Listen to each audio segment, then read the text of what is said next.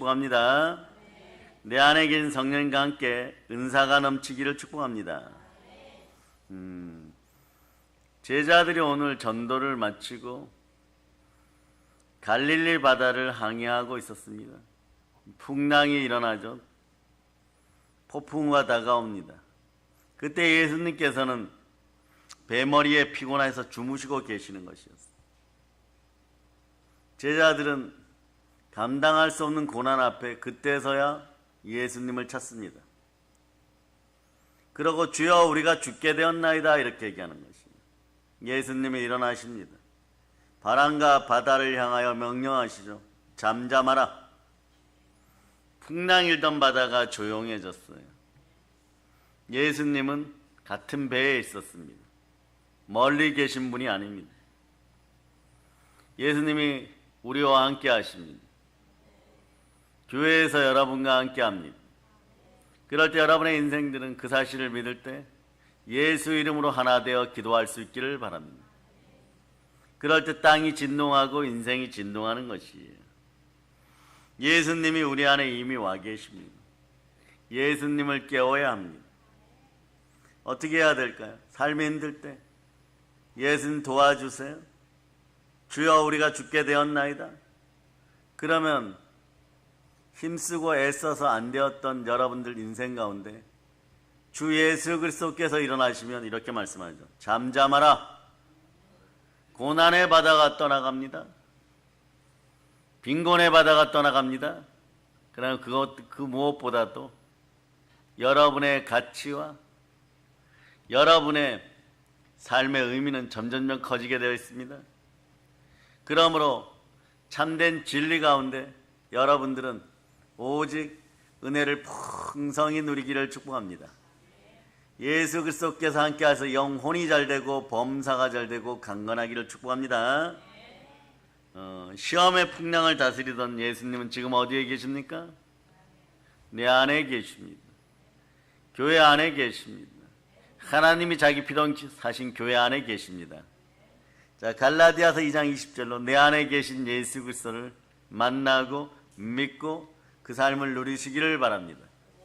갈라디아서 2장 20절 여러분 읽어 시작. 내가 그리스도와 함께 십자가에 못 박혔나니 그런즉 이제는 내가 사는 것이 아니요 오직 내 안에 그리스도께서 사시는 것이라. 이제 내가 육체 가운데 사는 것은 나를 사랑하사 나를 위하여 자기 자신을 버리신 하나님의 아들을 믿는 믿음 안에서 사는 것이라. 하나님의 아들을 믿는 믿음 안에 사는 것이에요. 그런데 기준이 있습니다. 믿음의 기준은 믿음은 들음에서 나고 들음은 그리스도의 말씀이에요. 말씀이 잘 안 들리면 여러분의 마음을 보혈로 씻고 보혈로 귀를 씻고 보혈로 눈을 씻을 수 있기를 축복합니다. 그런데 참된 자유, 참된 행복, 하물며 오늘날 말세 고통의 때 참된 자존감은 여러분의 가치는 예수 이름 아래 있습니다. 예수가 그리스도임을 믿을 때 거짓이 떠나가죠. 그러면 참된 자유와 참된 평등이 다가옵니다. 우리의 생각과 우리의 이성은 이상하리만치 부정적인 것에 익숙해져 있습니다. 여러분, 부정의 씨앗이 여러분 안에서 자라지 않기를 바랍니다. 우리 안에서 자라야 될 씨앗은 하나의 미랄입니다. 십자가 은혜 가운데 주어지는 그런 자아의 은혜가 있어야 돼요, 여러분. 그렇게 미랄이 썩었을 때 100배, 60배, 30배로 여러분들이 열매를 맺는 것입니다. 말씀 앞에 바로 설 수 있도록 여러분들이 노력할 때 세상은 여러분 보고 무가치하다, 무능력하다, 무기력하다 이렇게 얘기합니다. 이런 소리를 들을 때마다 사람은 어떻게 되느냐? 몇 시간 움직이지 않아도 낮 시간에 움직이고 나면 인생이 상당히 무기력해지고 영적 방어력이 떨어지기 때문에 스스로 가치 상실을 해요. 그래 어떻게 보면 이 시대는 상실의 시대인 거죠. 상실의 시대를 살아가느라고 영혼력이 피곤한 것입니다. 그래서 자신의 가치를 높이려고 우상을 따라 무엇을 먹을까 무엇을 마실까 하여도 그곳에는 참된 것이 없습니다. 성경은 이렇게 얘기하죠. 물은 많으나 마실 물이 없다. 그러나 배에서 여러분에게 생수가 드러나기를 축복합니다. 그 생수를 마실 수 있기를 바랍니다. 생수의 근원은 예수 그리스도십니다. 그분이 부활 승천하셔서 약속하신 성령을 우리에게 보내시고 우리와 함께 하십니다. 부활하신 예수님은 성령으로 지금 우리에게 와 계십니다. 그래서 요한복음 14장 16절에 보면 내가 아버지께 구하겠으니 그가 또 다른 보혜사를 너에게 주사 영원토록 너희와 함께 있으리니 그는 진리의 영이라. 진리를 할지니 진리가 너희를 자유케 하리라. 이 보혜사라는 단어에 한국 교회들이 오용당하지 않기를 바랍니다. 보혜사는 예수 그리스도가 보혜사이십니다. 그분의 영으로 오신 성령 하나님은 바로 다른 보혜사라고 예수님이 부르고 계십니다. 그러니 자칭 보혜사라고 하는 인생들은 빨리 회개하기를 바랍니다. 지옥이에요. 왜냐? 그분이 보혜사는 예수 그리스도를 드러내는 것입니다. 단어의 의미는 너무 좋지만 이것을 잘 사용하기를 바랍니다. 부활하신 분이 그리스도십니다. 온 세상은 그래서 나사렛 예수 그리스도께 굴복하고 순종할 때 여러분들 자존감이 올라가요. 사람은 영으로 생명이 되었기 때문에, 생명의 숨결이 있기 때문에 그리스도의 말씀이 들어가고 그리스도의 말씀을 전할 때 자존감이 올라가고 가치가 올라가는 것이에요. 인간은 원래 진리 되시는 하나님을 바라보고 진리의 말씀을 먹고 살아가도록 되어 있었습니다. 그러나 뱀이 에덴 동산에서 미혹하였을 때 제일 먼저 말씀을 거부하게 만들었습니다. 여러분, 이 시대를 돌아가면서 빈곤의 악순환, 무기력의 악순환, 가난의 악순환을 끌고 싶습니까? 그러면 무가치와 무능력한 인생을 높이는 방법은 어떻게 될까요?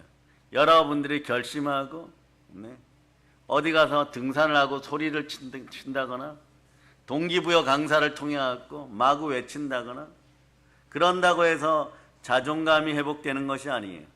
자존감은 진리를 따라서 역사합니다. 진리를 따라서 높아지는 거예요. 그 자존감이 낮아졌을 때 그들을 치유하는 것은 하나님의 손길입니다.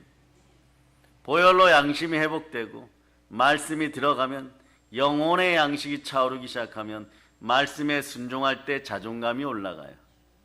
그러니 성경은 늘 이렇게 얘기하죠. 시험에 들지 않기 위해서 깨어있으라. 자존감이 떨어지는 일이 있을 때는 자꾸 자게 되어 있어요. 내가 무가치하다, 무능력하다, 가진 것도 없다 이러면요. 에이 모르겠다. 그냥 자자로 가는 것이에요. 그런 마음이 들다 보면요. 몸은 점점점 피폐해지고 속은 나약해지기 시작하는 거죠. 그런데 말씀이 들어가면 사는 것이에요. 그런데 말씀을 먹으라고 하면 두 가지 케이스를 통해서 먹을 수가 있습니다. 설교 단상을 통하여 전해지는 말씀을 하나님의 말씀으로 순종할 때 가치는 올라가고 자존감은 살아나는 것이에요. 그러나 이제는 집에 가서도 말씀을 읽고 쓰고 스스로 하나님 아버지 앞에 더하여 달라고 또 뭐 설교 말씀을 쓰고 이러다 보면은 이 자리에 와 있는 거죠. 그러다 보면 이렇게 되죠. 여러분들이 신앙생활을 한 3년 4년 지나간 코로나 시즌을 지나서 설교 말씀을 먹고 쓰다가 보면요. 이상한 일이 벌어집니다. 설교 말씀을 쓰고 먹고 마시는 사람은 과거에 신앙생활 잘한다고 했던 사람들하고 비교해 보면요. 자신은 나날이 조금씩 나아져서 상당히 높은 인생의 산을 점령하고 있는데 그렇게 떠들고 그렇게 많이 하는 것 같고 신앙이 좋은 것 같았었는데 말씀을 경홀히 여기던 인생들은 어느 사이에 안개처럼 사라져 간다는 걸 느끼게 돼 있어요. 그래서 여러분 말씀도 순종할 힘을 달라고 기도해야 되는 것입니다. 그럴 때 진리의 영께서 또 다른 보혜사 성령 하나님이 내 안에 계십니다. 그럴 때 예수 그리스도가 나와 함께함을 믿고 인생 가운데 애쓰고 힘쓰면 대저 모든 말씀은 능치 못할 일이 없으리라. 내게 능력 준 자 안에서 내가 모든 일을 할 수 있느니라. 그럴 때 개인의 부흥이 일어나요. 그럴 때 회복이 일어나죠. 영권이 들어가는 것이 차단되어서는 안 됩니다. 사랑을 전하는 말씀이 전해질 때 그 말씀엔 기름 부음이 있는 것이에요. 그런데 그 기름 부음 말씀들은 들어올 때 여러분의 혼과 영감이 간절과 골수, 여러분의 내면을 먼저 치유하고 씻어주는 것이에요. 그런데 이 말씀을 어떠한 이유로든 부정한 죄를 뿌린다던가 이세벨의 영으로 자기의 이익을 위하여 말을 툭툭 던지면서 그걸 비꼬아 놓았다. 그러면은 강대상에서 선포되는 각 교회 모든 담임 목사님들 말씀과 설교자들의 말씀이 회복되고자 하는 어떤 영혼에게 그 말씀이 들어가려고 했는데 말씀이 안 들어가면 그날 그 시간에 거룩을 잃어버리게 되면 자존감이 떨어졌어요. 금방 떨어져요. 얻은 것은 금방 얻는 것 같지만 잃어버리는 건 더 순식간에 사라집니다. 왜냐? 사람은 거룩할 때 하나님의 속성이 드러나고 영권이 회복되는 것이에요. 누구나 마찬가지인 거예요. 예외가 없는 것이에요. 돈만 생기면, 이 문제만 해결하면, 그 난자만 고개를 돌려주면 세상을 다 얻은 것 같죠. 그렇지 않습니다.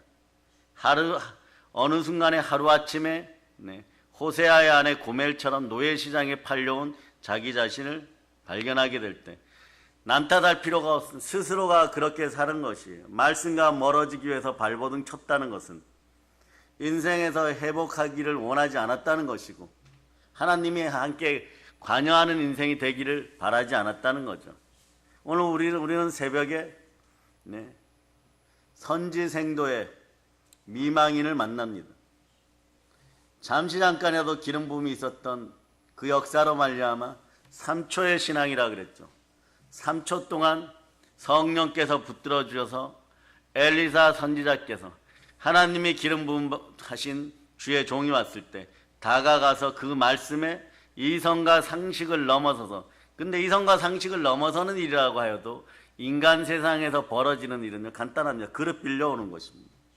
그릇이 준비되었을 때 하나님이 폭포 같은 은혜를 부어주셔서 하나님의 은혜 가운데 가장 가난한 자에서 가장 부유한 자가 되는 것이고 인생의 모든 문제가 하루에 해결되는 것이에요. 그러므로 여러분들도 죄는 미워하되 인생은 미워하지 말고 끝까지 포기하지 마세요. 죄인 중에 죄인이요 죄인 중에 괴수였던 바울도 인생에서 보세요. 돈도 포기하고 명예도 포기하고 결혼도 포기하고 가족도 포기하고 핏줄도 포기하고 예수 그리스도를 아는 지식을 가장 고상한 지식으로 여겼을 때 단 하나는 절대 양보하지 않았습니다. 그것이 무엇이냐? 내 믿음의 형제들을 부활에 참여시키는 것. 복음을 전하다가 내가 죽는 한이 있어도 내 영혼의 핏줄들에게, 내 영의 핏줄들에게, 내 민족의 핏줄들에게 복음을 끝까지 전하리라. 처음에 그 부분을 읽을 때 한 30년 전에는 이럴 수 있을까? 그런 마음이었어요. 그런데 신학대를 가고 20년 전에 개척을 하고 17년, 16년 이렇게 오다가 갖은 고난과 시련 앞에 하나님이 던져주신 말씀은 시련과 고난은 축복의 또 다른 이름이니 그 말씀을 붙잡고 곳곳에서 기도하고 나아오다 보면 어떤 일이 생기느냐? 내 안에 계시는 분은 내가 아니라 예수 그리스도가 함께 하시는구나. 그러므로 예수 그리스도께서 나를 위하여 죽으셨으니 내 믿음의 형제들을 위하여 죽었도다. 그래서 마귀가 우리 믿음의 형제들 머리를 밟아놓으면 혼미하여 정신이 없는 거죠. 그러면 더러워진 마음속에는 성령께서 역사하실 수가 없습니다. 복음의 영광의 강체가 사라지는 거죠. 그러면서 어떠냐? 탐욕과 정욕으로 무엇을 먹을까 무엇을 마실까 우상식 사랑을 하라는 거죠. 여러분은 오늘 여러분의 사랑의 이름은 예수 그리스도입니까? 여러분의 사랑의 이름은 우상입니까? 그걸 정확하게 판단하시기를 바랍니다. 늘 예자 속에 있으면 자존감이 올라갈 일이 없어요. 예자 그림 한번 보여주세요. 예자 속에 있으면 진리가 함께하지 않으므로 아무리 많은 것을 갖다가 퍼부어도 영권, 인권, 물권을 갖다 퍼부어도 이미 죽었잖아요, 여러분. 그러니 안 자라는 것이에요. 10년, 20년, 30년, 40년 하나님과 가리워져 있는 것. 그러나 성령이 불같이 임하면, 결국은 예수 그리스도의 사랑이 들어오면 두려움과 형벌이 사라지고 막힌 담이 허물어지고 거짓된 인생에서 참된 인생으로 바뀌고 옛자에서 새자가 되었음을 믿을 때 어떤 일이 벌어지느냐. 바울과 야고보와 사도 요한 이런 분들은 동일한 얘기를 하는 거예요. 요한일서 3장 16절 보세요. 요한일서 3장 16절. 요한일서 3장 16절 읽어주세요. 시작. 그가 우리를 위하여 목숨을 버리셨으니 우리가 이로써 사랑을 알고 우리도 형제들을 위하여 목숨을 버리는 것이 마땅하니라. 아멘. 할렐루야. 예수 그리스도가 나를 위하여 목숨을 버리셨으니 나도 믿음의 형제들을 위하여 십자가를 짊어지기를 주저하지 않고 다 이루시고 이미 얻은 구원의 복음만 다시 확인시켜주는 것이. 그 교회나 기도원은 믿음을 확증하는 것입니다. 특히 부르짖는 기도원은 국가의 믿음을 확증하는 것이에요. 그래서 서로 돌봐주고 그러는 가운데 기준은 언제나 그리스도의 말씀입니다. 그래서 순종이 제사보다 낫다는 말씀이 들어가기 시작하면 영이 살아나요. 그런데 이 말을 거부하죠. 왜냐? 거부하는 인생은 아직 옛자라는 거죠. 벗어나지를 못한다는 거죠. 혹여나 도둑질하고 훔치고 죽이고 사기치고 이간질하면 금방 효과는 있는 것 같지만 그 순간에 딱 기억하세요. 자존감이 떨어져 버려요. 사람은 자존감이 떨어지고 무가치하다는 걸 바로 느껴요. 무능력하다는 느낍니다. 내 속에 계신 그리스도형 성령께서 너는 무엇을 주어도 가치 없는 일만 하는구나. 이렇게 되어버려요. 그럼 회복이 되려다가 딱 멈춰버려요. 그러면 어떤 일이 벌어지냐. 초신자 때 예수 그리스도를 만났던 기쁨조차도 유지를 못하는 거예요. 아, 그때는 기뻤었는데. 그런 다음에 바로 교회로 돌아오는 것이 아니라 이런 거죠. 자포자기하여서 낮은 자존감으로 세상에 나아가니까 과거에는 늑대 한 마리는 상대할 수 있었는데 이제는 작은 염소가 와도 미혹되어서 넘어지는 것이에요. 그렇게 하다가 철저하게 넘어져서 탕자처럼 돼지우리에 들어갔을 때 그때서야 비록 공고함이 인생 전반에 흐르기 시작할 때 내 아버지는 그러지 않았는데 하나님은 그러지 않았는데 교회는 충만함이 있었는데 그때서야 회개가 나오는 것이에요.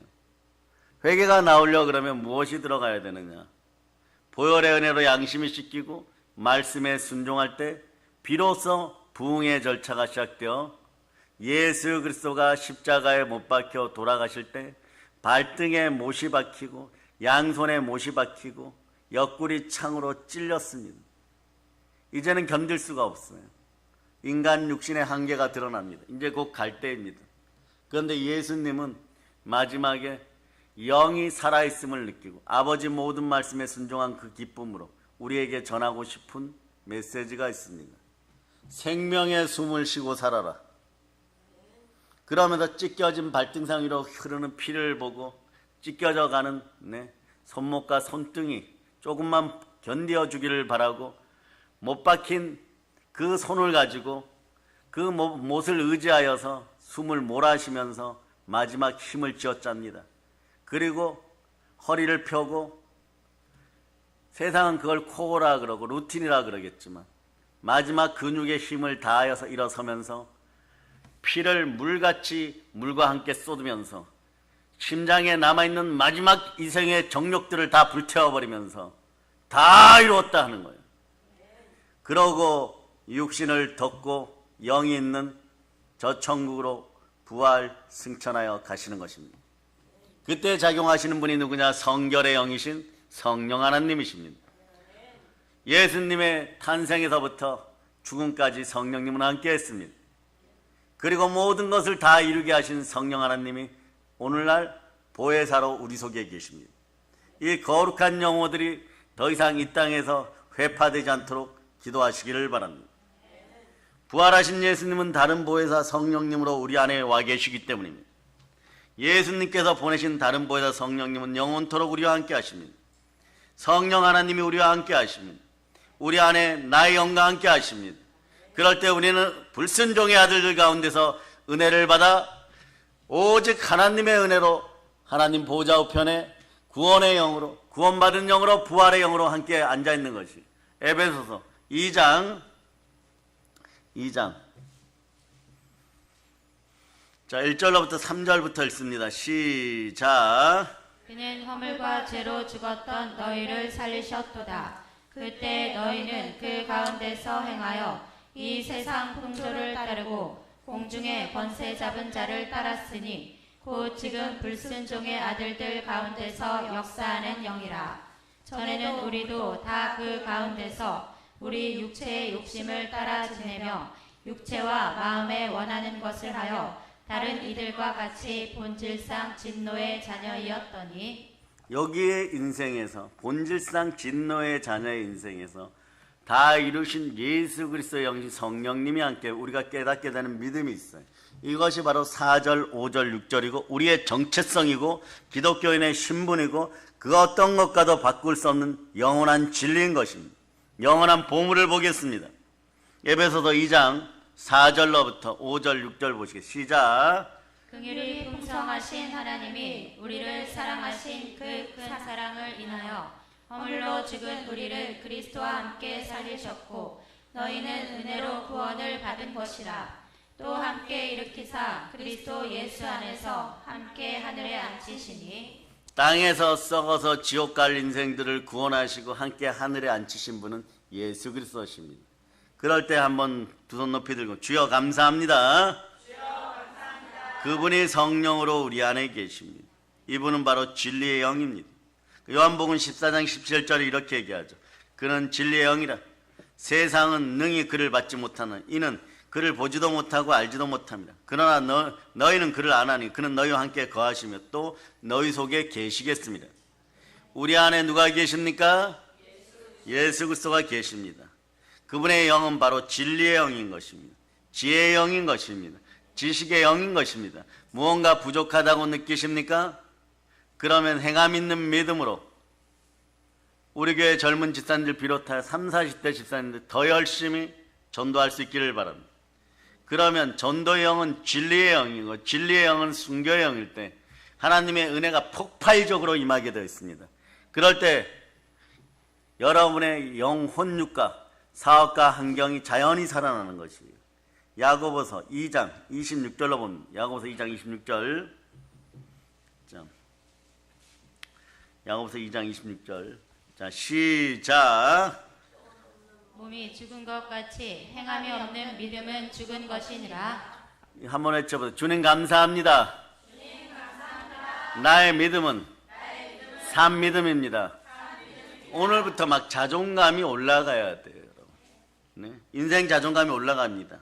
그런데 이 진리의 영은요, 이러한 인생들은 받지 못합니다. 요한복음 6장 63절로 보세요. 요한복음 6장 63절. 요한복음 6장 63절. 아주 쉬운 구절이죠. 네, 쉬운 구절이 자꾸 레마돼야 돼요, 여러분. 그래서 한 19번에서 20번 정도 되면 여러분의 성경 구절이 됩니다. 읽어주세요. 시작. 살리는 것은 영이니 육은 무익하니라. 내가 너희에게 이른 말은 영이요 생명이라. 말씀 안에 영과 생명이 있고 하나님의 말씀과 기도는 우리는 거룩해져요. 그런데 여러분이 방금 읽은 요한복음 14장 17절에서는 세상은 능히 그를 받지 못하노니 사람의 방법으로 세상의 방법으로 성령을 얻을 수가 없습니다.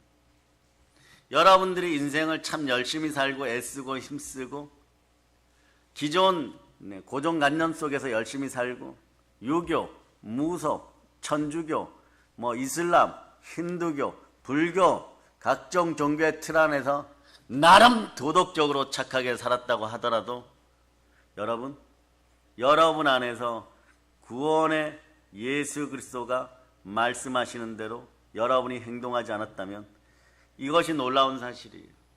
진리가 역사하지 않았다는 것이에요. 그럼 여러분들은 겉모습으로 살아가면서도 세상 기준에서는 선한 것 같아도 예수 그리스도와 동행한 시간은 짧았으니 그동안 살아오는 인생은 내 힘으로만 살았던 거예요. 그러니까 내 힘으로 살았으니까 내 인생이고 자기 인생인데 예자였다는 거죠. 그러니까 예자가 아무리 발버둥 쳐도 진리는 역사할 수 없었던 것이에요. 근데 오늘 여러분들은 성령님이 내 안에 계심을 믿을 때 비로소 예수 그리스도와 함께 출발하게 되어 있는 거예요. 진리 안에서 진리를 알지는 진리가 여러분을 자유케 하는 거예요. 그러니까 여러분이 그동안 자유하지 않았던 것은 뭐냐? 무엇만 해도 자꾸 넘어지는 거예요. 20년 전에 과거에 누구한테 얻어맞은 기억, 또 30년 전에 거짓말해서 혼난 기억, 학교 다니다가 영어 수학이 지금 보면은 그렇게 중요하진 않은데 그런 거 한두 문제 못 풀어가지고 담임 선생님한테 혼나던 기억, 그 중에 여러분의 참된 자는 어디 있습니까? 10년, 20년, 30년, 40년, 50년 무가치하게 살았다면 여러분들이 여러분의 자존감과 가치를 올릴 방법이 어디에 있습니까? 이 모든 것을 한꺼번에 이기게 하고 영혼이 잘되고 범사가 잘되고 강건하게 하시는 분은 여러분의 과거마저 책임지시는 시간의 하나님, 살아계신 예수 그리스도신 것입니다. 그러니 예수 그리스도와 함께 시간을 사용하고 예수 그리스도와 함께 말씀을 먹고 예수 그리스도와 함께 생활할 때 여러분들은 성령 충만하게 되고 인생 충만하게 되고 여러분의 자존감이 충만하게 되는 것이에요. 여러분의 가치는 높아지고 여러분 안에 역사하는 능력은 사람과 썩어지는 인생의 능력이 아니라 하나님의 능력, 하나님의 그리스도의 능력이 역사하는 거예요. 그럴 때 초신자 때 교회 가면 하나님이 계시지, 첫사랑을 회복해야 되겠구나. 수가성의 여인이 예수님을 처음 만났을 때 그 감격을 그대로 유지하니까 그와 그의 아들들은 순교의 대열에 있을 수가 있는 거죠. 로마를 폭파시킬 때 다른 믿음의 형제들과 함께 순교의 영을 더하였더니 로마가 예수님 사후 314년 뒤에 그 큰 악의 제국이 바로 그리스도의 국가의 대표적인 국가가 되는 것입니다. 그때 그리스도의 대표적인 국가가 돼서 오늘날도 이 힘든 세월 속에서도 어느 정도 은혜와 혜택을 보고 있는 거예요. 그러면 오늘 우리가 믿음 앞에 바로 설 때 이 시대의 주의 종들과 주의 자녀들이 순교형으로 바로 설 때 1000년 뒤에 이 나라, 이 지구촌의 전체 신앙의 핵심은 바로 대한민국일 것이고 그 뒤에도 마찬가지지만 200년 뒤에도 분명히 복음 평화 통일을 이룬 대한민국에는 교회가 예수의 이름으로 거룩하게 숫자들이 늘어가게 될 것입니다. 우리는 꿈을 꿉니다. 온 대한민국 산천이 예수 그리스도의 십자가로 참된 복음으로 가득 덮이기를 축복합니다. 그러니 우리 어린아이들처럼 예수 그리스도 피 묻은 손이 안수하여 주기를 기다리고 그리고 말씀에 순종할 수 있는 믿음을 달라고 기도하면서 하루라도 예수 그리스도와 동행 동반하기 위해서 사나 죽으나 나는 주의 것입니다 라고 외칠 때 여러분 속에서 두려움과 형벌, 불안이 떠나가 버려요. 그렇지 않고는요, 예자끼리 모이면 단 하나의 단어가 나와요. 그게 염려예요, 여러분. 그 염려가 나오기 시작하면 사람은 증오가 생깁니다. 멀쩡한 증오가 생기는 것이. 왜 멀쩡한 증오가 생깁니까? 똑같은 인간으로 평등하게 평등이라는 단어 잘 쓰시기를 바랍니다. 경제, 자본, 민주주의 국가에서는 수백 년 전부터 인간들이 증명했지만 예수 그리스도 없이는 평등하지 않아요. 태어나는 것부터 평등하지가 않는데 김씨, 일씨, 박씨 서로 다르게 태어납니다. 다르게 태어났다는 것은 공평하지 않을 수도 있다는 뜻이에요. 자라는 도시가 틀리고 자라는 마을이 틀리고 자라는 언어가 틀리고 말이 틀리고 환경이 틀리고 보고 마시고 하는 것들이 전부 틀린데 어떻게 동일한 평등이 이루어질 수 있겠어요? 그 평등을 이루시는 분은 모든 사람을 값없이 돈 없이 자신의 몸짓고 피 흘려 자신의 몸으로 그 값을 하나님 아버지 앞에 지출하고 우리에게 구원의 은혜, 대속의 은혜, 속량의 은혜를 주신 예수 그리스도가 내 안에 오실 때 서로 영으로 하나 될 때 교회 안에서 참된 신앙 공동체 안에서 영으로 하나 될 때 그때서야 참된 공의로운 평등을 느껴서 이건 절대 평등인 것이에요. 그래 이 시대에는 교회는 절대 평등이 이루어지는 거예요. 그러니 예수님은 그렇게 평등한 영이 우리 속에 들어오려고 하는 그것을 방해할 때 성령을 회파하지 마라. 나를 공격하는 것은 괜찮다. 그러나 아버지 하나님 앞에 올바르게 서고 평등하게 서도록 도우시는 성령 하나님 회파하지 마라. 그리고 그분의 영이 거하시는 교회를 회파하지 마라. 너희는 다시 돌이킬 길이 없느니라. 그러기에 너희는 고통이 다가오느니라. 이 고통을 해결하는 방법은 뭐냐? 바로 하나님만 사랑하라. 디모데후서 3장 4절입니다. 디모데후서 3장 4절. 자, 읽어주세요. 시작. 배신하며 조급하며 자만하며 쾌락을 사랑하기를 하나님 사랑하는 것보다 더하며. 하나님 사랑하는 보다 더하였던 것들을 내려놓고 말씀에 순종하여 돌아오면 인생은 살만해집니다. 평등해집니다. 특히 말씀이 누적되어 10처녀에 비유해서 어리석은 처녀가들이 아니라 지혜로운 5처녀가 되어서 한 번의 예배, 한 번의 기도, 한 번의 24시간의 헌신, 한 번의 금식 이런 것으로 말미암아 여러분의 기름병에 기름이 차고 있어요. 지금 신랑이 오는 소식이 들리기 전까지는 같이 먹고 놀고 마시고 흥청망청하지만 공의의 하나님이 오시고 사랑의 하나님이 오실 때 성문 앞 문지기는 정확하게 불이 켜져 있는 인생들만, 성령의 불꽃으로 타이르는 인생들만, 말씀에 불이 붙은 사람들만 통과하게 만들어버리는 거예요. 왜냐? 다른 이물질이 들어가면 우물 속에 독이 퍼지는 것처럼 퍼져버리기 때문에 바로 제대로 된 인생들, 예수 그리스도의 영으로 충만한 인생, 성령님이 함께하는 그런 인생들만 신랑의 혼인잔치에 들어갈 수 있는 거예요. 이 시대에 믿는다고 하면서 신랑의 혼인잔치에 들어갈 수 없으면 어떡하겠습니까? 여러분들은 신랑의 혼인잔치에 들어갈 수 있겠습니까? 오늘 마음의 성전을 그래서 여러분들이 점검하시기를 바랍니다. 여러분의 마음은 성전입니다. 그 성전을 깨끗하게 하시기를 바랍니다. 그럼 죽어있는 인생들도 부활하게 되는 것이에요. 자, 고린도서 3장 16절과 로마서 1장 4절로 보십니다. 로마서 1장 4절.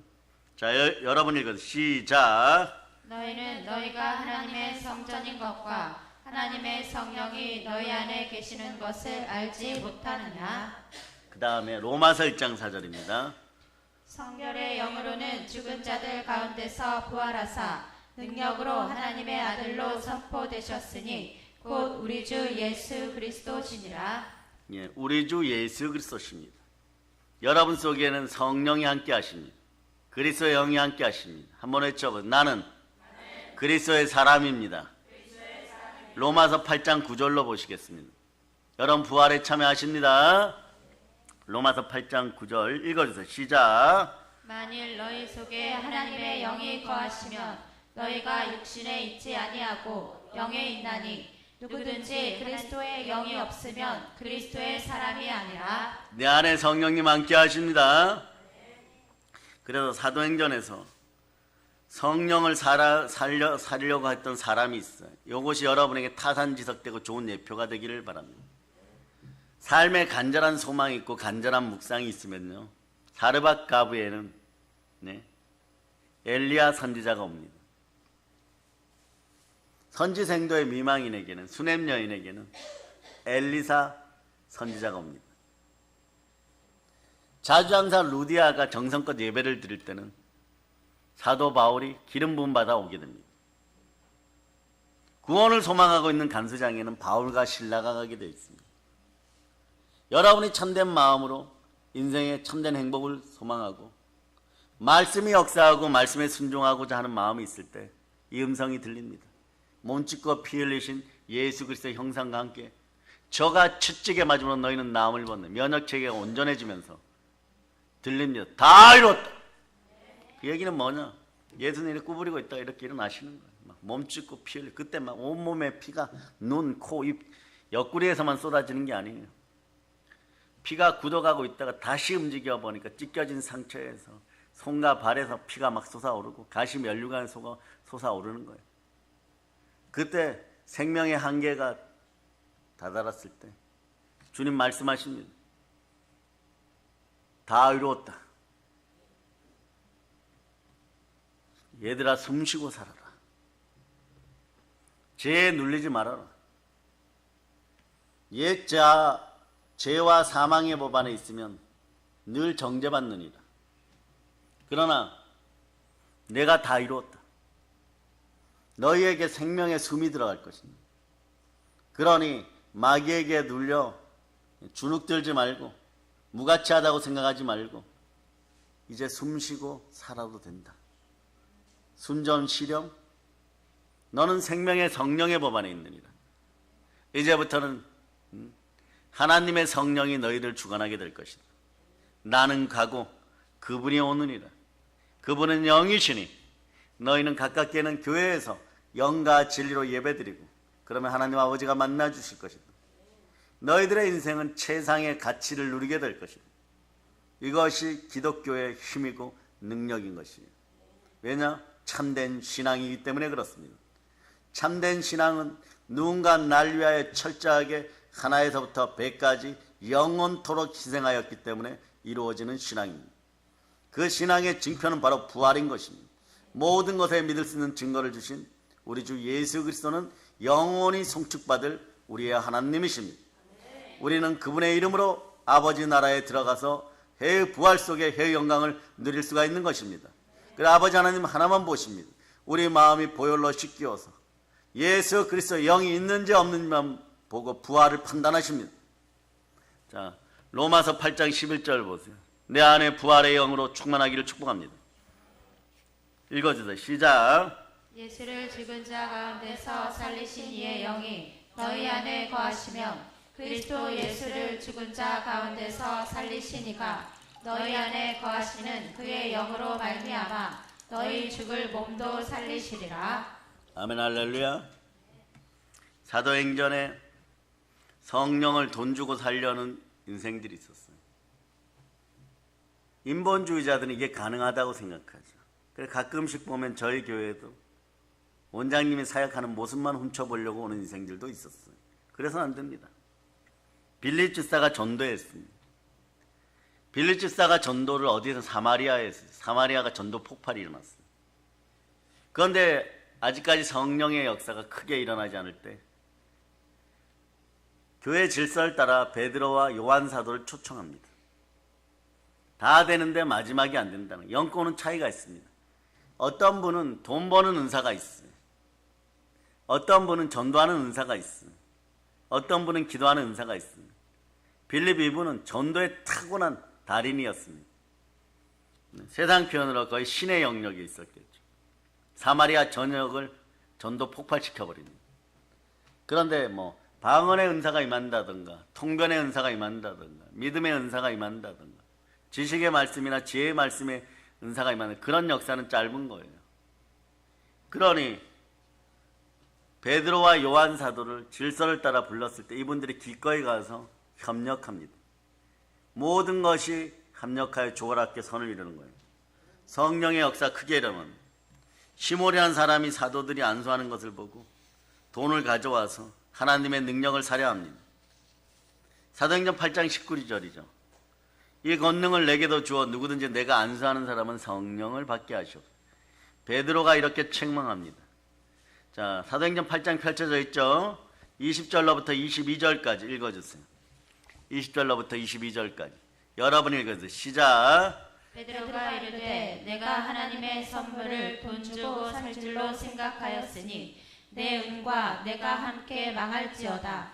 하나님 앞에서 내 마음이 바르지 못하니 이 도에는 내가 관계도 없고 분깃될 것도 없느니라. 그러므로 너의 이 악함을 회개하고 주께 기도하라. 혹 마음에 품은 것을 사하여 주시리라. 예, 마음에 품은 죄까지도 보는 것이에요. 그래서 증오의 집단은 염려가 임합니다. 그런데 주님은 이렇게 아무것도 염려하지 마라. 기도와 감사함으로 너희 간구함을 아뢰라. 그럴 때 평강의 하나님이 우리 마음과 생각을 감찰하시는 하나님이 평강으로 우리를 만나주시는 것이에요. 빌립보서 4장 6절로부터 7절. 빌립보서 4장 6절. 자, 4장 6절로부터 7절. 시작. 아무것도 염려하지 말고 다만 모든 일에 기도와 간구로 너희 구할 것을 감사함으로 하나님께 아뢰라. 그리하면 모든 지각에 뛰어난 하나님의 평강이 그리스도 예수 안에서 너희 마음과 생각을 지키시리라. 마음과 생각이 지켜지지 않으면요, 증오 가운데 자꾸 말씀을 분실해 버려요. 분실하면요, 부모와 자녀 사이도 갈라지고 친구와 친구 사이도 갈라지고, 네, 믿음과 불신앙 사이도 자꾸 더 간격이 벌어집니다. 그러다 보면 손해는 누가 보느냐? 증오 속에 있는 인생들, 하나님의 사랑을 누리지 못하는 인생들, 거짓말하는 인생들, 이런 인생들은 다 지옥을 경험하게 되죠. 한번 보세요. 요한계시록 22장 15절입니다. 요한계시록 22장 15절. 자, 읽어주세요. 시작. 개들과 점술가들과 음행하는 자들과 살인자들과 우상 숭배자들과 및 거짓말을 좋아하며 지어내는 자는 다 성 밖에 있으리라. 아멘 할렐루야. 다 성 밖에 쫓겨나요. 불과 유황못에 떨어진다는 것. 이게 최종인 것이죠. 그런데 마음에는 두 마음을 품어 정함이 없는 상태가 돼요. 그런데 이게 중요한 것이 있어요. 성령의 그릇이 되어 있느냐, 세자가 되어 있느냐, 그런 말이에요. 뭐 선포하다가 아직 안 이루어질 수도 있고 믿음으로 달려갈 수도 있는데 말이에요. 거짓자가 들어있으면 이런 단어 싫어해요. 사랑, 온유, 인내, 이런 단어들 싫어해요. 왜 인내해야 돼? 단장 받아야지. 쉬운 방법이 있지. 이럴 때 반드시 마귀 틈탑니다. 그리고 반드시 부정의 죄를 뿌리기 시작하기 때문에 부정의 죄가 교회에 뿌려지거나 다른 사람에게 뿌려지면요, 여러분들 속에는 아직까지 옛자의 습성이 남아있으면요, 그게 진실인 줄 알고 받아들여요. 그리고 같이 분노 속에, 증오 속에 가난해지는 거죠. 이런 걸 알기 때문에 이 시대 주의 종들은 깨어있고 이렇게 외쳐줘야 돼요. 시험에 들지 않게 깨어있으라. 말씀 앞에 깨어있어야 돼요, 여러분. 사람의 방법으로는 성령을 얻을 수가 없어요. 성령은 하나님의 은혜의 선물입니다. 그 성령의 은사라 그러죠. 은사는 하나님이 하늘로부터 직접 준 선물이에요. 그럼 어떻게 해야 되느냐? 주님은 가실 때까지도 어떻게 하면 너희가 최고 복될지 제자들 향해 이렇게 얘기하는 거죠. 예루살렘을 떠나지 말고 내게서 들은 바 아버지께서 약속하신 것을 기다리라. 요한은 물로 침례를 베풀었으나 너희는 몇 날이 못되어 성령으로 침례를 받으라. 성령의 불침례 받아야 됩니다. 그러려면 보혈로 양심을 씻고 마음의 성전을 깨끗하게 하시기를 바랍니다. 다시 한번 강조합니다. 내 마음으로 무언가 될 것 같아가지고 거짓말하고 부정직하게 행하고 다른 사람들마저도 조금이라도 중독시키고 그러면은 내가 저 사람과 가까워진다. 이거는 자기 이익을 위해서 우상에게 영혼을 파는 짓이에요. 말씀 앞에 바로 서기를 바랍니다. 하나님 그런 모든 것을 다 알고 계셔. 그러니 죽도록 일하고 고생만 하게 돼. 정말 사랑합니까? 그러면 우리에게 인생의 의미와 인생을 회복시키시고 우리의 이름을 되찾아준 예수 그리스도 이름으로, 주 예수 그리스도 이름으로 하나님 앞에 온전히 서기를 바랍니다. 이것이 한국교회에 다시 들어와요. 사람의 생각으로 교회가 운영되는 것이 아니라 말씀 따라 그 기준이 있어야 되는 거죠. 그래서 무언가 순종해야 되면 말씀을 기준으로 예수 그리스도 이름으로 순종해야 되는 것입니다. 예수 그리스도 이름 앞에 순종해야 되는 것입니다. 그러다 보면 예수 그리스도 이름은 절대 순종의 이름이에요.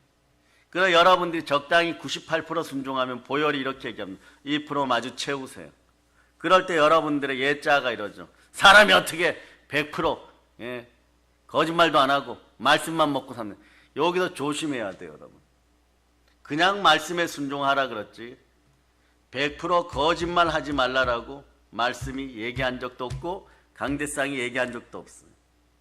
그러니 여러분들 보고 마징가제트가 되어라, 로버트 태권브이가 되어라 이렇게 얘기하는 것은 마귀의 참소인 것이고, 그저 여러분들은 말씀 따라 사시기 위해서 살다가 보면은 하나님이 나머지는 은사로 다 이루어 주십니다.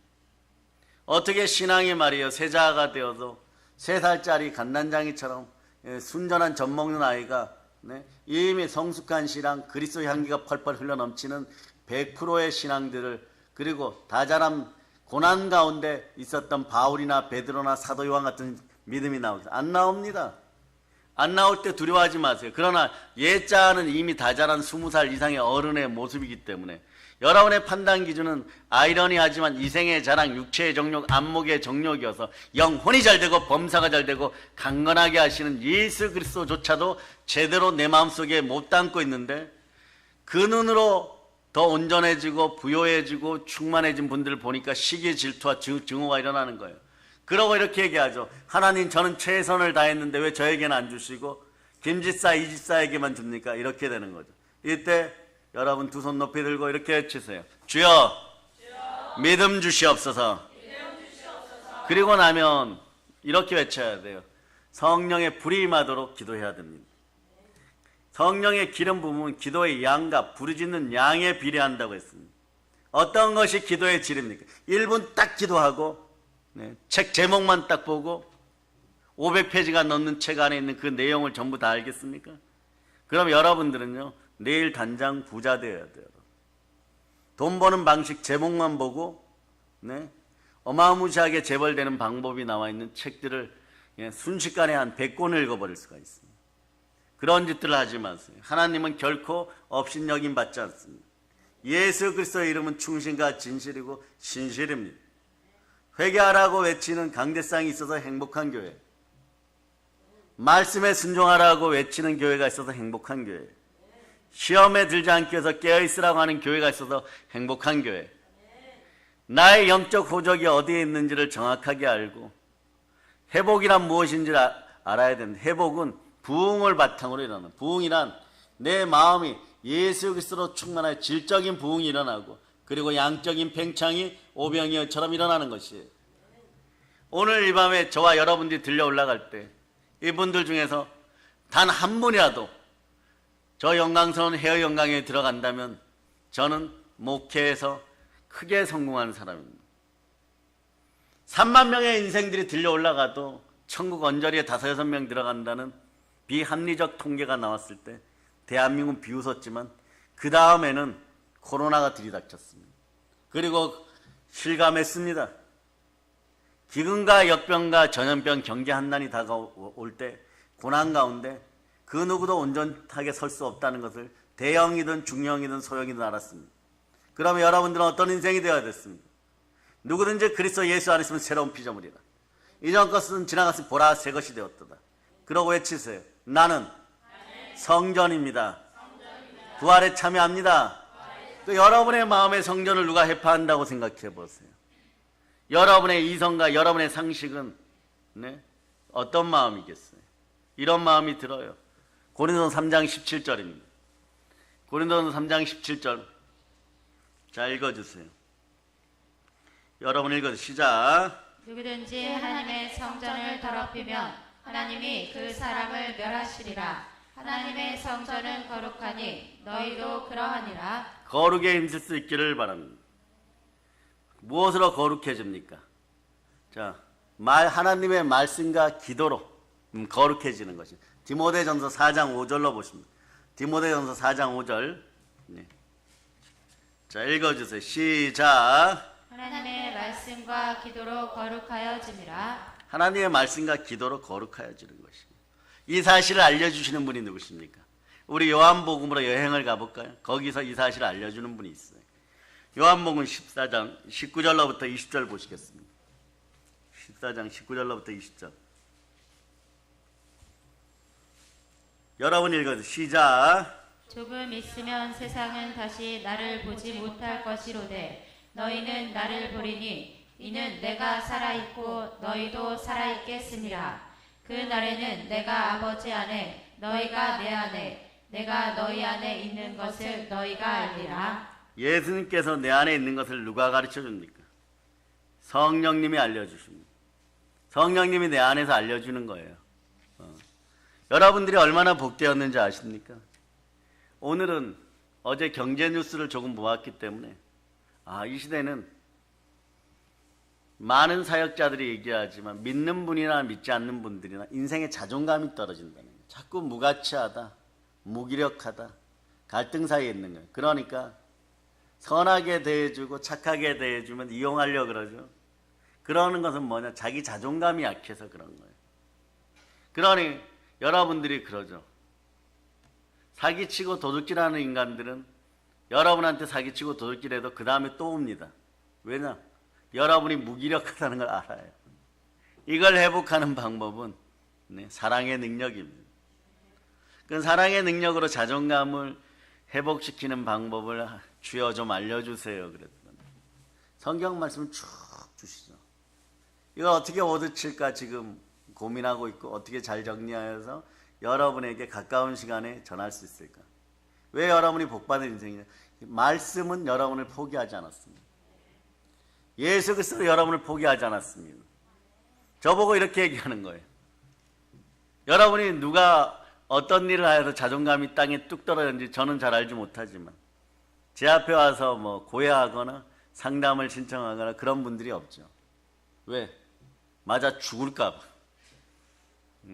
웃는 인생은 대표적으로 상담해야 돼. 그런데 하면은 분명히 혼나고 돈 문제인데 해결책은 없다. 남편 문제면 어떻게 얘기를 해보겠는데 다른 문제는 해결책이 없다. 이럴 수 있어요. 예를 든 거예요. 속이 막 뜨끔뜨끔하죠. 어떻게 알았을까?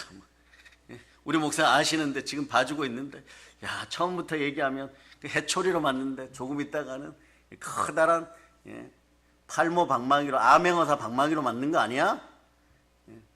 그런데도 기대감 있죠. 그렇게 맞고라도 인생을 회복하고 싶다. 그러다가 이게 막 부풀어 오르면 하나님이 터뜨릴 순간을 줘요. 그럴 때 막 마음이 막 이렇게 부풀어 올라요. 그러면 커다란 방망이를 가지고 와서 터뜨리게 하는 게 아니라 하나님이 촌철살인이라고 말씀 바늘로 쿡 찔러줘요. 그러나 이게 에드벌론만큼 부풀어 있던 인생의 문제가 자기가 보니까 막 태산이에요. 그런데 예수님이 와서 그냥 말씀으로 한번 툭 찌르고 지나갔는데 이게 다 빠져버리는 거죠. 인생은 그런 것이에요. 말씀의 능력은 사랑입니다. 그분은 바로 말씀으로 오신 예수 그리스도가 함께 하십니다. 그분의 사랑이 함께 할 때 말씀의 절대 위력을 보게 되는 거예요. 동일한 말씀으로 우리는 심판받고 동일한 말씀으로 창조되었음을 알고 그 말씀으로 우리가 이곳에 왔고 그러므로 그 말씀을 붙잡고 빌기를 다음에 한 마음이 되어 기도할 때 땅은 진동하게 되었고 우리는 성령으로 충만하여 땅끝까지 복음 전하게 되는 것입니다. 그럴 때 이런 단어들이 어색하지 않은 거예요. 3년 뒤에 햇수로 3년 뒤에요. 3년 뒤에 따라해봐요. 3년 뒤에 평양 대붕의 주인공들입니다. 여러분 그렇게 되는 것이에요. 왜냐? 우리는 못하여도 우리 속에 거하시는 이는 그리스도의 영입니다. 그리스도의 사랑이 함께하는 것이에요. 그래서 여러분 말씀이 여러분들 아직 놓지 않았어요. 그럼 회개할 분들은 회개하고 한국교회 돌이킬 분들은 돌이키고 성령 하나님과 함께할 때 거짓된 자아 속에서 피눈물 흘리던 인생들이 행복한 행복의 눈물을 흘리면서 기도하면서 이러죠. 하나님 저에게 이렇게 많이 복 주셔서 감사합니다. 한번 외쳐보세요. 아버지 하나님 이렇게 복 많이 주셔서 감사합니다. 그 사람 앞에 와서는 이러더라고요. 목사님 저는 복 받을 자격이 없는데 왜 이렇게 많이 받았죠? 그것은 하나님의 은혜입니다. 성령의 은사입니다. 예수 그리스도가 궁극적으로 주고자 하는 것은 여러분들에게 영원한 해의 영광이에요. 여러분 영혼이 잘되고 범사가 잘되고 강건한 것입니다. 그래서 우리 하나님은 반찬도 주무시지 않고 여러분들을 어떻게 보면 보필하는 거죠. 그 보필의 책임을 복의 책임을 온 지구 땅에는 교회에 맡기셨고 기름 부은 주의 종들이나 각 교회 담임 목사님 통하여서 철저하게 말씀으로 양육하게 하는 것이에요. 그래서 그러나 은혜의 때 구원의 때가 되기 이전에 여러분들은 앞으로도 더 넘어질 수 있고 더 힘들어질 수도 있습니다. 그러나 여러분들 앞에 믿음으로 3초의 신앙이 보혈로 있기를 바랍니다. 그건 뭐냐? 3초만이라도 하나님 계시지? 이 마음만 들어도 마지막 죽음의 사자 앞에서 도망쳐 나오거나 승리하고 이겨서 돌아올 수 있다는 것이에요. 이것을 알기에 목숨 걸고 우리는 복음을 전하고 전도해서 부활의 증인의 삶을 살아야 될 이유가 있는 것입니다. 로마서 8장 35절로 봅니다. 성령 하나님이 우리와 함께 하시니 이제 예수 그리스도의 사랑이 얼마나 절대적이고 끈질긴지 알아두시기를 바랍니다. 자, 로마서 8장 35절 시작. 누가 우리를 그리스도의 사랑에서 끊으리요? 환난이나 곤고나 박해나 기근이나 적신이나 위험이나 칼이랴. 네, 그 다음에 계속 이어집니다. 38절로 39절 읽겠습니다. 내가 확신하노니 사망이나 생명이나 천사들이나 권세자들이나 현재일이나 장래일이나 능력이나 높음이나 깊음이나 다른 어떤 피조물이라도 우리를 우리 주 그리스도 예수 안에 있는 하나님의 사랑에서 끊을 수 없으리라. 예수의 피를 뿌립니다. 이 말씀 위에 성령님은 인도하십니다. 성령 인도의 영이십니다. 요한복음 14장 18절로부터 19절 보시기 바랍니다. 요한복음 14장 18절로부터 19절 여러분들이 읽어주시기를 바랍니다. 시작. 내가 너희를 부하와 같이 버려두지 아니하고 너희에게로 오리라. 조금 있으면 세상은 다시 나를 보지 못할 것이로되 너희는 나를 보리니 이는 내가 살아있고 너희도 살아있겠음이라. 예수 그리스도가 내 마음에 살아계시니 여러분도 살아있게 됩니다. 성령님은 하나님의 자녀를 인도하시는 영이십니다. 어떻게 인도하십니까? 다윗은 영의 인도를 이렇게 표현합니다. 시편 23편 1절로부터 3절 보시겠습니다. 시편 23편 1절로부터 3절 자, 읽어주세요. 시작. 여호와는 나의 목자시니 내게 부족함이 없으리로다. 그가 나를 푸른 풀밭에 누이시며 쉴만한 물가로 인도하시는도다. 내 영혼을 소생시키시고 자기 이름을 위하여 의의 길로 인도하시는도다. 성령의 인도함 받으면 부족함이 없어요. 왜냐하면 성령 하나님은 그리스도의 영이십니다. 몸짓껏 피 흘려 나를 구원하신 그분이 무엇을 아끼겠습니까? 아버지 하나님도 아끼지 않습니다. 다 채워주십니다. 내 영혼을 소생시켜 주십니다. 회복시켜 주십니다. 영의 부흥을 허락하십니다. 다윗은 피난 중에도 영혼의 소생을 맛보았습니다. 여러분 영혼의 소생을 맛보잖아요. 가령 이런 거예요. 신앙생활을 하다가 하나님 아버지로부터 많이 떨어져 멀리 갔더니 그곳에는 더 악한 마귀의 권세가 역사해서 더 고난스러웠습니다. 그런데 죽을 고생을 하고 돌아왔을 때 아버지 하나님이 받아주시는 교회의 간격을 맛보았을 때 초신자 때 맛보았던 구원의 간격에 100배가 더해지는 그런 느낌을 받습니다. 다윗도 전쟁에서 완전 이제는 졌구나, 이제는 죽었구나, 이럴 때 환경상은 바뀌지 않았어요. 적군은 쳐들어오고 있어요. 네? 계략도 무엇도 생각이 나지 않고 작전도 생각이 나지 않아요. 그런데 하나님 그냥 말씀으로 주십니다. 네? 일어나서 빛을 발하라 뭐 이래버려요. 그러니까 그 말씀을 받는데 막 아멘 해버리니까 영혼이 막 살아나 버려요. 분명히 환경과 상황과 고난의 절망은 아직 안 사라졌어요. 그런데 모든 감각을 초월하여 환경 상황을 뛰어넘어서 이미 이겼다는 마음이 들어요. 그러면서 밖에서 막 이제 죽을까봐 겁먹은 요압과 부하들이 이러는 거죠. 왕도 아니에요. 요압은 이렇게 얘기하죠. 다윗 왕에게 왕도 아니에요. 삼촌 우리 다 죽었어. 어떻게 해야 돼? 저쪽은 이미 100만 대군이 쫓아와. 그럴 때 자, 뽕나무밭 전략지로 가자. 거기에 산비탈에 엎드려 있다가 첫 번째 부대가 지나가고 나면 우리는 소리 지르면서 옆구리를 자르자. 그러고 실제로 주님이 주시는 영감으로 싸웠더니 그 대병을 그냥 이겨버리는 것이. 그날 이후로 다윗은 하나님의 은성에만 귀 기울이는 것이. 백전백승하는 것입니다. 내 안에 성령님이 계신데 여러분 무엇을 두려워합니까? 영혼이 소생되면 인생 자체가 다시 열리게 되어 있습니다. 고난의 시험 중에도 마음을 새롭게 하신 하나님께 감사합시다. 영의 인도를 받으시기를 바랍니다. 로마서 8장 5절은 이렇게 얘기하죠.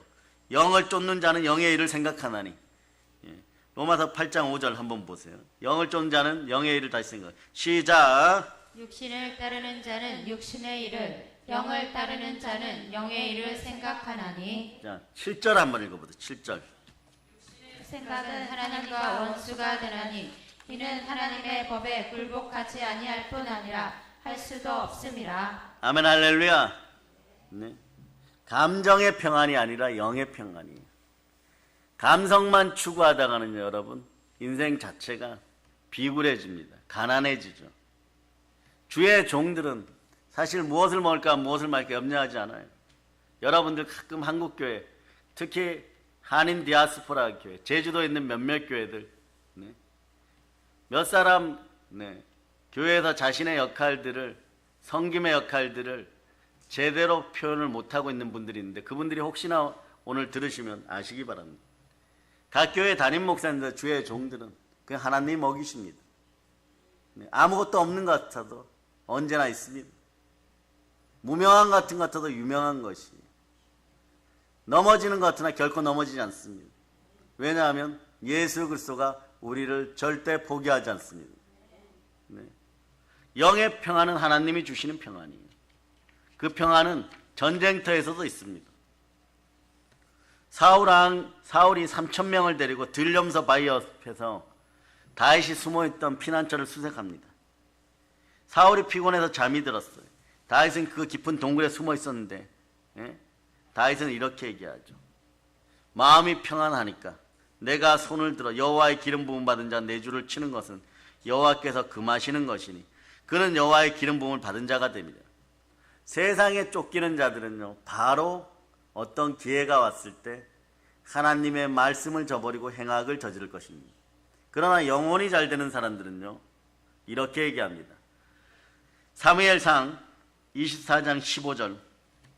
24장 15절. 자, 24장 15절. 여러분이 읽어주세요. 시작. 그런즉 여호와께서 재판장이 되어 나와 왕 사이에 심판하사 나의 사정을 살펴 억울함을 풀어주시고 나를 왕의 손에서 건지시기를 원하나이다 하니라. 예, 하나님이 다 알아서 해준다는 것이죠. 그런데 내 안에 누가 계십니까? 성령 하나님이 계시니까 억울함도 증오도 성령 하나님이 책임지십니다. 이것이 여러분의 복이에요. 그 다음에 사무엘상 24장 19절. 자, 읽어주세요. 시작.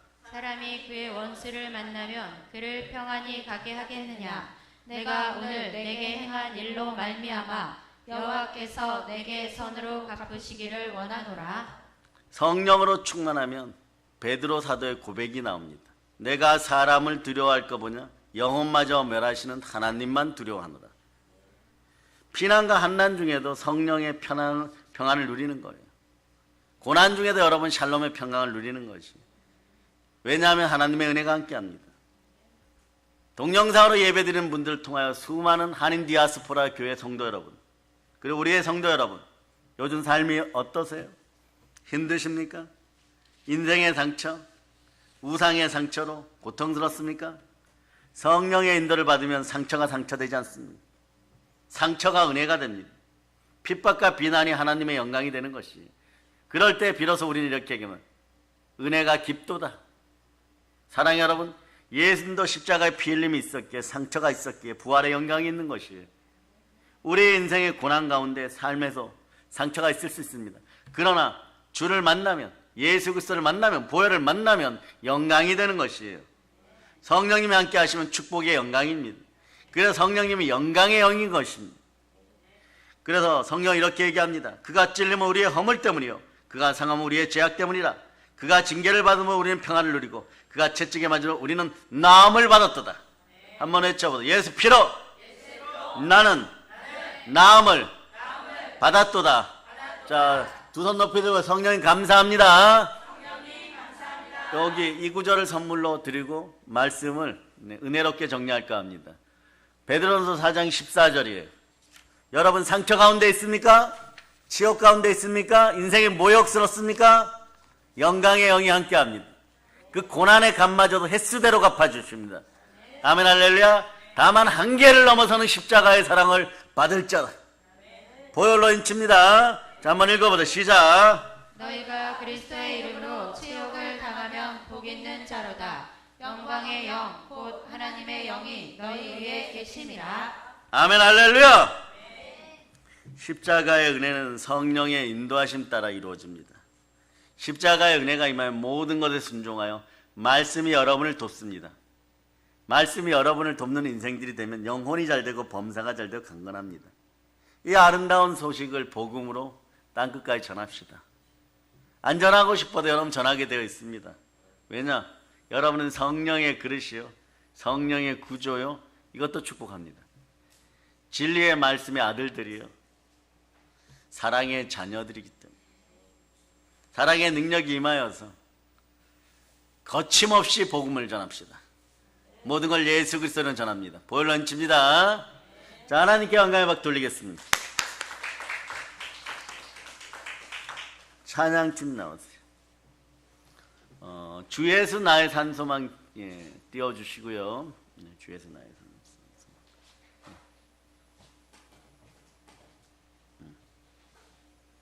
산소망. 찬양가 반주팀들이